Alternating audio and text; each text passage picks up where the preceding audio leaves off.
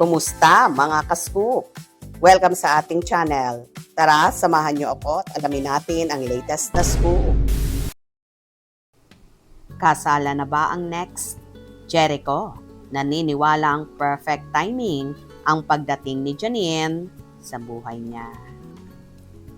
Para kay Jericho Rosales, perfect timing ang pagdating ni Janine Gutierrez sa kanyang buhay matapos ang failed relationship na kanyang pinagdaanan. Sa guesting ng Econin sa KC After Hours vlog ay ginunita ng dalawa ang pagsisimula ng kanilang relasyon. Say ni Eco, I always tell her that nahuli mo ako sa tamang oras. Parang ganon. Natagpuan mo ako sa tamang oras. Or, you really caught me at my, I would say, at least, best. Dagdag pa niya, I've been through a lot. Hindi na inisa-isa pa ni Eco ang kanya mga pinagdaanan at baka magkulang daw ang oras. At naging daan din daw ito para maglaan ng oras upang mas makilala pa ang sarili. I've spent a lot of years getting to know myself. And I love wisdom, and especially when it comes to relationship. And then, I thought, I was confident enough to be in a brand new relationship. A real relationship. Anya. Pero inamin din niyang nagkaroon din siya ng pagdududa sa sarili niya if deserve niya na magkaroon ng panibagong karelasyon.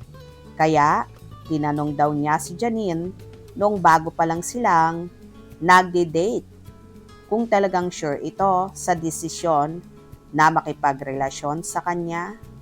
Ang sagot daw sa kanya ni Janine ay, I wouldn't be in anywhere if I didn't want to.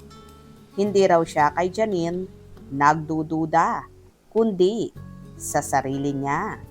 I was there in that kind of light, partly sure, a bit doubtful about, I deserving to be in a relationship. Anya, sigurista ko no? So I wanted to make sure, kind of like, for me and for us. Dagdag niya.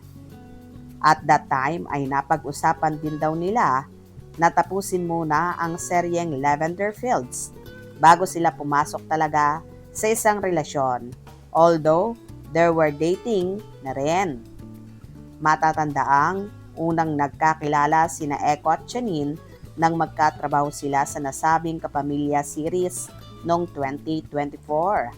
Ngayon ay 2 years na ang kanilang relasyon and still going strong at pinatutunayan naman nila na talagang seryoso at sigurado sila sa relasyong ito. Tila ang Econin na nga ang itinadhana, kaya naman nagkakilala sila sa tamang oras, tamang panahon, tamang timing. Kayo, naniniwala ba dito?